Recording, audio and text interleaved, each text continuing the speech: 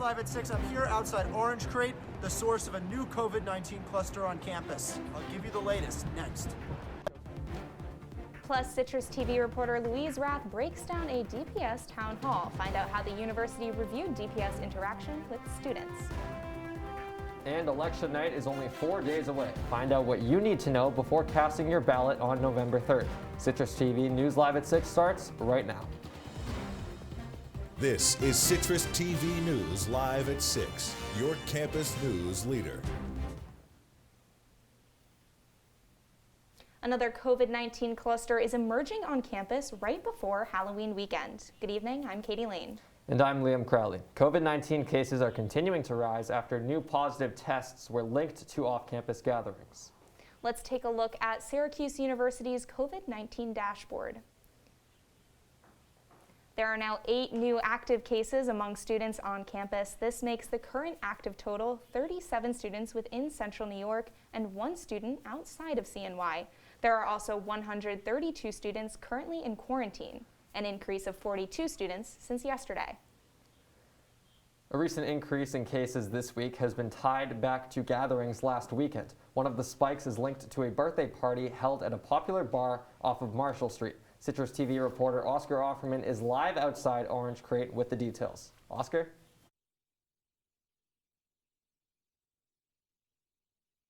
Two separate clusters. The first of those clusters originated here at Orange Crate just off of Marshall Street, popularly and originally known as Lucy's. The second cluster originated from an off-campus non-entity Greek party on Saturday night. Now, this all started last night when the university was notified that a student had tested positive for the virus who was attending a party at Orange Crate on Saturday night.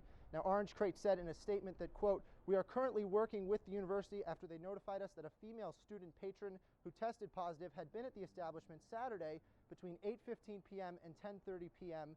We will allow the university to continue their investigation and update us as needed. We continue to do our due diligence with temperature readings upon entry log of guests for future reference, COVID-approved sanitation cleaners, and disinfecting between table seatings from 7 a.m. to 11 a.m. daily." Now, SU Vice Chancellor J. Michael Haney notified students last night of this emerging cluster of COVID-19 cases. He said in an email, quote, "If you were at the Orange Crate on the evening of Saturday, October 24th, or an off-campus unrecognized Greek entity party over the weekend, please shelter in place and do not attend class," unquote. Now, this is the second major spike of COVID-19 on campus this semester. Now, the success of containing this cluster could determine whether or not students remain on campus over the next 3 weeks, just like we contained the first cluster. Now, reporting live outside of Orange Crate off of Marshall Street, Oscar Offerman, Citrus TV. Thank you, Oscar. And the latest in an email sent earlier today to students, Vice President of Student Experiences Robert Hradsky reminded campus community members that those who do not follow the Stay Safe pledge risk suspension. This comes after 21 cases linked back to 2 off-campus parties last week. With Halloween weekend falling in the middle of this outbreak, Hradsky announced DPS would be patrolling for parties. And this past Wednesday, Black Oranges hosted a town hall discussion with the Department of Public Safety Chief Bobby Maldonado. Our Citrus TV reporter Louise Rath is here in studio to recap the event. Wednesday night's discussion with DPS Chief Maldonado highlighted transparency and accountability within law enforcement on campus. One of the founding members of Black Oranges describes her reaction to Wednesday's town hall. Chief Maldonado was very forthcoming, I think, in his discussion with us, and I think there is a way that we can hopefully mend those issues between the students and DPS. Maldonado also spoke about the status of former U.S. Attorney General Loretta Lynch's review of DPS, which they expect to be completed by the end of this year. He says DPS recently received a recommendation to establish an independent community review board to assess policies and procedures. Black Oranges also hopes to host another discussion with Chief Maldonado and to include more students in the conversation. We're just trying to be an asset and help them as alumni to be able to have maybe a little bit of a stronger voice when they get a chance to sit down with Chief Maldonado. And that's what Black Oranges is all about, serving as a resource for students and people of color on campus. The group is comprised of over 300 former SU student athletes who came together this past summer to stand for social justice in Syracuse and across the country.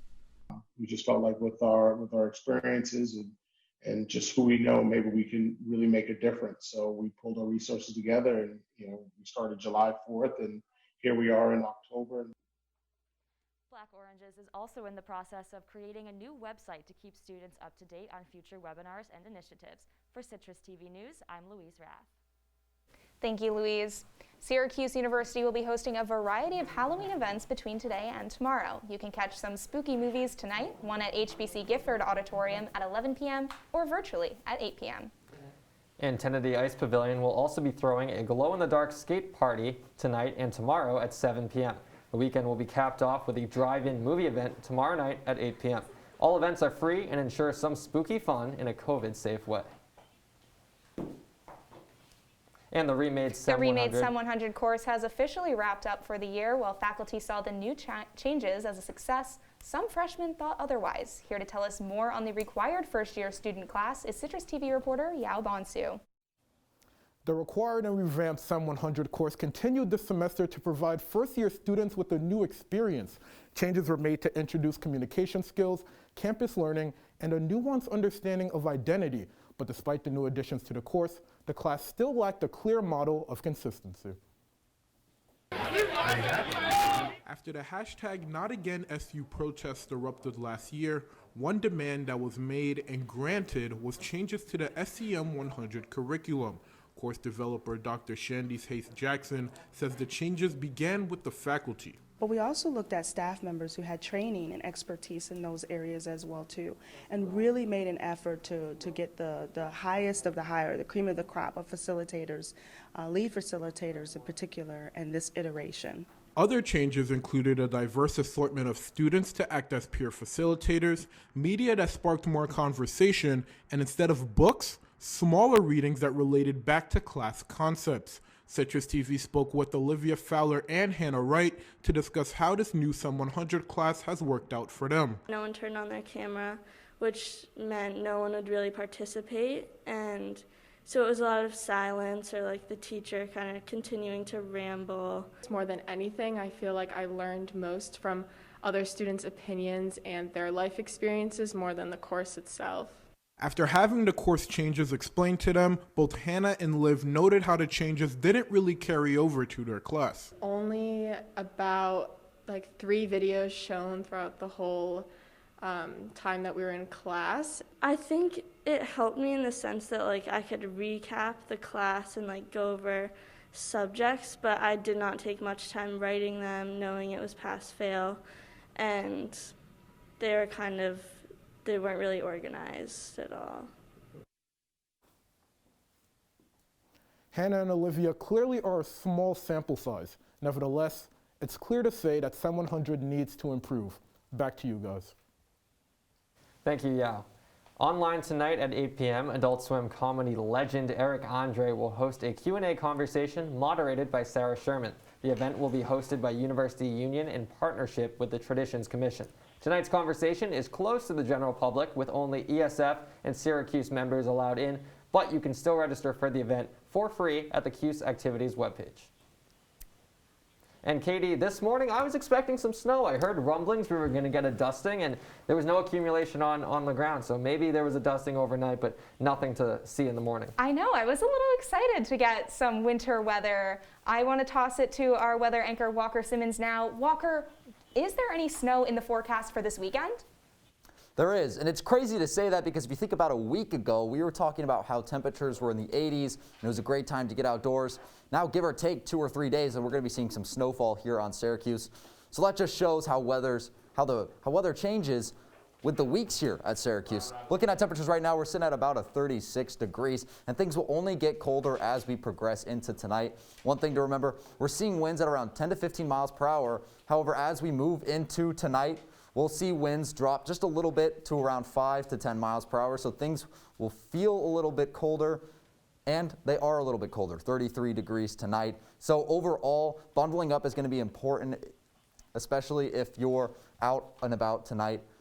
Waking up tomorrow morning, it's going to get around 30 degrees. So we're starting to drop below this freezing temperature. And now, as you can tell, if we see a little bit of rain, we will see some flurries, if not some snow. Guys? Thank you, Walker.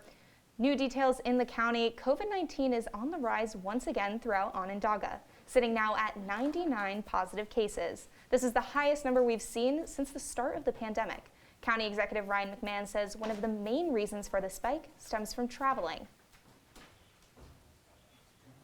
We know people are traveling. It's part of life. Testing needs to be part of this. Do your community a favor, and if you're going to travel, when you come home, you get a test, period. And there are just 2 days left to vote early in Onondaga County. The Shaw Center is offering students free transportation to the Arnold Magnarelli and Southwest Community Centers. But if you're planning on voting in person, the Board of Elections 10 released a finalized list of voting sites open on Election Day. Just a short walk from campus, students can vote at Huntington Hall on Marshall Street. Off-campus, students can head to the Spiritual Renewal Center on Lancaster Avenue. And for South Campus voters, the Drumlins County Club is also available for students to cast their ballot. Citrus TV News has all the election night coverage you need right here on campus. Make sure to tune in November 3rd at 8:30 p.m. for a 3.5-hour live special full of predictions, analysis, and state-by-state results. We'll tell you everything you need to know about the races on the local and national scales. Onondaga County is done providing coronavirus-related warnings. This weekend, county inspectors will be fining bars and restaurants that fail to comply with state regulations. County Executive Ryan McMahon is urging the community to wear masks and practice social distancing. He says the county's recent spike in cases occurred from irresponsible community actions and not local students. The latest in New York, State Governor Andrew Cuomo is announcing an increased enforcement of patrol to crack down on impaired driving and underage drinking this holiday weekend. The enforcement campaign runs from today until Sunday, and motorists can expect to encounter sobriety checkpoints and DWI patrols during this period. This is the latest in the governor's actions towards keeping New Yorkers safe during this time of year. Coming up on News Live at 6, the election is just days away. We break down what you need to know as we head into the last weekend before Election Day. Plus, daily COVID-19 cases are at an all-time high in the United States. The latest national numbers coming up in just 2 minutes. Stick with us. No.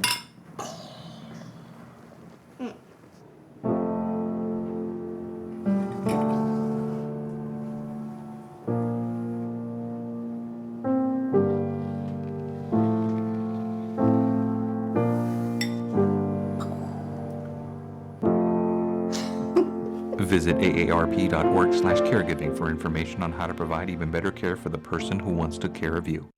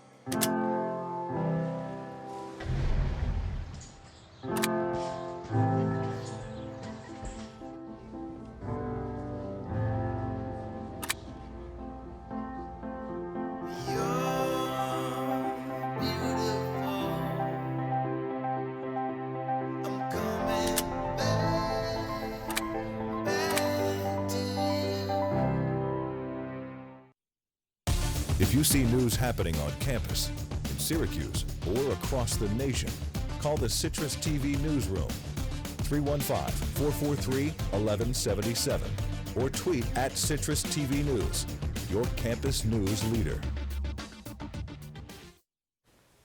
Welcome back to Live at 6. With the election quickly approaching, Citrus TV has been dedicated to bring you consistent information on both President Donald Trump and his opponent Joe Biden ahead of Tuesday. Citrus TV's Rob Flax is here to give you the latest updates on the candidates as we count down the days until November 3rd.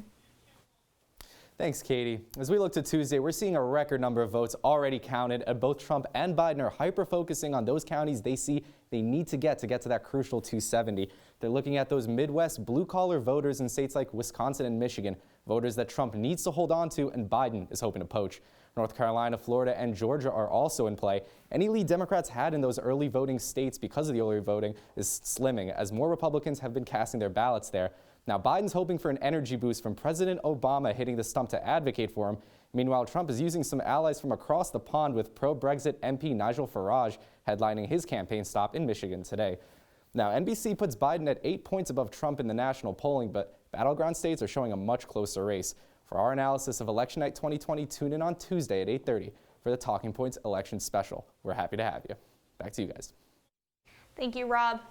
COVID-19 cases have reached a record high with over 88,000 new positive tests in one day. 9 states are reporting their highest single-day cases ever. The former head of the U.S. Food and Drugs Administration says the next 2 months will be the most difficult yet. In total, the United States has had about 9 million cases and over 225,000 deaths.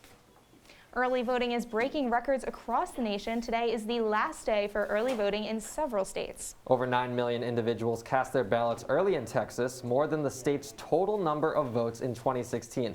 Texas is the first state to hit this milestone. Voter registration is also up in Texas, as it is in many states across the nation. Early voting closes today in the Lone Star State. And the latest in Europe, this morning, French authorities arrested a second individual in connection to the attack that killed 3 people on Tuesday. The attack was carried out by a 21-year-old Tunisian man armed with a knife who had traveled from Italy to France. After the attack, authorities put the country at the highest terrorism threat level. President Emmanuel Macron says it's clear that France had been attacked. And it has been a cold day on campus, and Saturday is only looking to get colder. Will we get some more warm days down the road? I'll answer that question when we come back.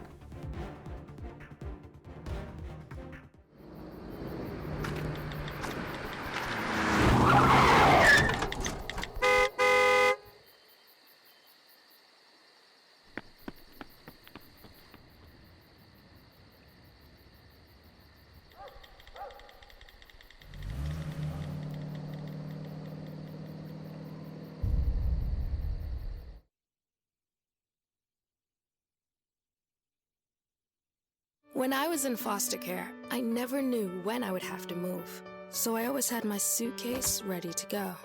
Then one day, I was adopted. My new parents opened their hearts and home to me. My parents cook my favorite breakfast for me every morning. My parents take me on trips I never thought I would go on. They gave me a home and an even better reason to use that suitcase. My parents aren't perfect, but they're perfect for me.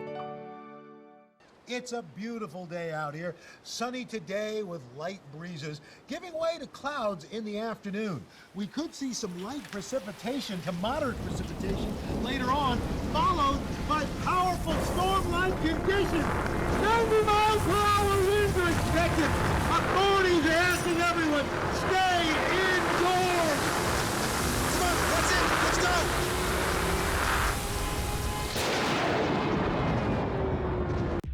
From the Citrus TV Weather Center, this is SU's most accurate weather forecast. All right, so I talked about today being pretty cold. Obviously, if you're out on campus, you felt that yourself. Now, taking a glance here at Saturday, Sunday, even into the rest of next week, things won't be getting much warmer. Right now, taking a glance here at Saturday, 9 a.m., you're going to start the day off at about 33 degrees. It will warm up just a little bit. Around noon, you'll hit 41, but then it's going to really plateau there to 6. You're going to be staying in those low 40s to high 30s throughout the majority of your Saturday. Now, thankfully, skies will stay fairly clear. You might be able to get a little sunlight in there. One thing to keep in mind, though, for tomorrow is we'll be seeing some winds pretty much throughout the entire day, around 10 to 15 miles per hour. So that'll make this 33 degrees in the morning feel a little bit colder. Just keep that in mind when you're going outside. At the end of the day, you're going to want to be wearing a jacket maybe. Now, outdoor conditions. I talked about we do have clear skies and we have low temperatures. Now, there is possible snow. So for that reason, I'm putting our outdoor conditions right now at a moderate. It's not a low because these clear skies can still make the outdoors just a little bit more enjoyable. That's all I have. How are things looking in sports? Coming up, Walker, I'll have a preview of a very busy weekend on the Hill. Syracuse football, field hockey, and both soccer teams all in action this weekend. Stay tuned on News Live at 6.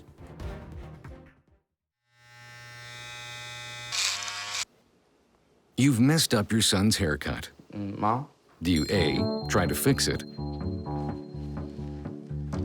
Like it never happened. B, work with what you got? Or C, show solidarity? Thank you, baby. As a parent, there are no perfect answers. But you don't have to be perfect to be a perfect parent. Thousands of teens in foster care will love you just the same. Hey, Hard, what's this? That's my resignation letter. You're resigning.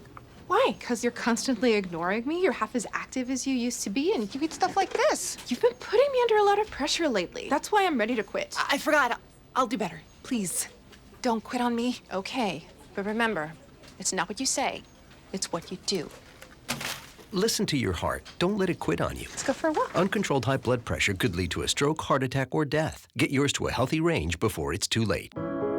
Taking care of a family member can lead to plenty of questions. Fortunately, there's a place to get the answers, for them and for you. Find articles, tips, and tools from experts and others who have been in your place. The Caregiving Resource Center at aarp.org/caregiving. Looking for these? You drive buzzed. It could be one very expensive ride. First, you gotta make bail. Then pay me to get your car back. Your insurance premiums will go through the roof. And my legal fees just keep adding up. All told, it could end up costing you $10,000. Buzzed, busted, and broke. Because buzz driving is drunk driving. And now, your Citrus TV Sports Report. Well, the Syracuse football team tomorrow faces the tough test that is Wake Forest. The Orange are coming off of a 47-21 loss to #1 Clemson last week, a game they were very much in until the fourth and final quarter. Now, keep in mind, this was a week after getting dominated by Liberty. After the Clemson game, wide receiver Anthony Queeley says the team needs to be consistently good, not occasionally great. And head coach Dino Babers agrees. It's something that I'm really proud of the way they competed against Clemson. I'm not so proud about the way they competed against the other guys. But what we need to do is I'm striving for these young people and for ourselves to be consistent, because that's what you need to do. You need to have a steady stream so that people can, make decisions off of you, and you don't want to be inconsistent. Kickoff between the Orange and the Deacs is at noon tomorrow from the Dome. Staying on the Hill, the Syracuse women's soccer team picked up their first win of the season last night, a 1-0 victory down in Miami. Jenna Tivnan scored the lone goal in the 31st minute. Q's keeper Lizzie-Ann Prue had 3 saves. The 1-6 Orange will look to finish the regular season strong at home on Sunday against Virginia. As for the men's soccer team, they are in action tonight in Virginia. They are looking to do what the women's team did last night and collect their first win of the year. The Orange are coming off of a double overtime draw at Virginia Tech last Saturday. Thus far, SU has 2 losses and 2 draws. Virginia comes into this one with a 1-2-2 record. Game time from Charlottesville is set for 8 o'clock tonight. And Syracuse field hockey capped off their season with a bang. The Orange upset undefeated and 6th-ranked Louisville 2-1 today at JS Coyne Field. Charlotte DeVries and Laura Grazioso scored the 2 goals for the Orange. The Cards finished their season with a 7-1 record. The Orange 4-3. Let's talk some NFL, shall we? The Panthers and Falcons going at it last night on Thursday Night Football. And Atlanta showed up, winning this one 25-17. Julio Jones had over 130 yards receiving. Matt Ryan threw for 281 yards. And Atlanta didn't blow a fourth-quarter lead. Progress. How about that? The Panthers dropped to 3-5 with the loss. The Falcons are now 2-6, but improved to 2-1 since the firing of Dan Quinn. But Liam, of course, who's on top of that NFC South division right now is Tom Brady and the Bucs. And I can't say the same about your Pats over in the AFC East. Man, well, you just had to rub it in. It hurts, and it hurts watching these Patriots play week in and week out. But I got to ask you, what is your go-to matchup this week in football? A lot of stacked matchups this weekend. What's the one we got to look out for? I think it's the college game tomorrow night between Penn State and Ohio State. A lot of people are counting the Nittany Lions out after they just lost to Indiana in week 1. But Penn State always gets up for this game. It's always close between these two teams. I think it's going to be a very good game tomorrow night in Happy Valley. Thank you, Will. And I also want to know, how do you think the Orange are going to do in tonight's soccer game? I think the Orange are going to win. You heard it here first. I think Syracuse is going to surprise a lot of people tonight, score a lot of goals. That's something they've struggled with. They haven't scored a lot of goals this season, but I think the Orange get the job done tonight. Thanks so much, Will. And with Halloween coming up tomorrow, we thought we'd take a look back at some of our favorite childhood Halloween pictures. Stick with us. We'll be right back.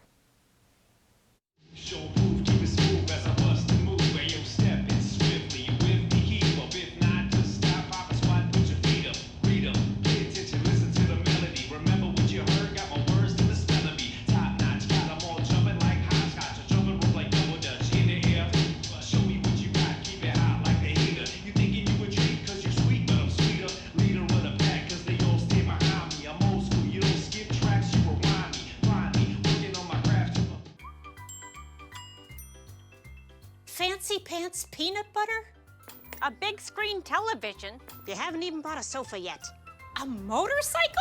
When your father finds out, he's gonna flip his shoes with 2 buckles? What do you even need 2 buckles for? Mr. Big Shot, buying whiskey shots for everybody in the bar. From the looks of it, I'd say nobody even remembers. Feed the pig. Adventure can be found anywhere, but the best place to start is in the forest. I spy something beginning with S. Snow? No. Snow-covered trees. Nothing to do with snow. Head outside to discover incredible animals and beautiful plants that come together to create an unforgettable adventure. Wow. So grab your loved ones. Don't even. And explore a world of possibilities. Come on, this way. Visit discovertheforest.org to find the closest forest or park to you. All right, now I mentioned this a little earlier. We will be seeing a colder morning tomorrow morning. Thankfully, we won't be seeing any snow. Waking up tomorrow, you'll have clear skies and around 10 to 15 mile-per-hour winds. The one thing to keep in mind is it will be cold, 30 degrees tomorrow morning. So have that jacket ready because I think we'll be starting to see some colder weathers as we progress here into November. Thanks so much, Walker. And Katie, would you look at the time? Tomorrow is October 31st, Halloween. And with that being said, we're probably not going to be dressing up crazy this year, but we thought we'd take a look back in the vault at some of our favorite childhood Halloween pictures. Is that you? That's me. Yeah, it Wow. says my name up there too. Yeah, that's me. That was way, way back when, you know, Disney princess. It was the go-to costume for a lot of girls. Yeah, the colors Cinderella. look very Cinderella. Yeah. Oh, the bangs. Those will not be And making the a classic comeback. Halloween goodie bag, the pumpkin. Yes, yeah. Oh, who do we have here? That would be me. I know the red eye is pretty bad, but I was a big Star Wars Is fan it? back in the day. Oh my Darth goodness. Vader. Oh, we got Walker. Walker in the Spider-Man mask. Spider-Man You're the Spider-Man or are you Batman, Walker? I think I was Spider-Man in that. All right. Oh and my God, is Will, that ending Will with Scott? Will Scott. Julius Caesar in the Gladiator. flesh. All right. That's Pretty all the sweet. time we have for you today on Citrus TV News Live at 6. For more on the latest, follow us on Citrus TV News on Twitter or check us out on our website at citrustv.com. For all also of us- on Instagram at Citrus TV News. For all of us at Citrus TV, I'm Katie Lane. And I'm Liam Crowley. As we mentioned, election special on Tuesday. Be sure to tune in at 8:30 on November 3rd. I'm Liam Crowley. Have a spooky weekend, Syracuse.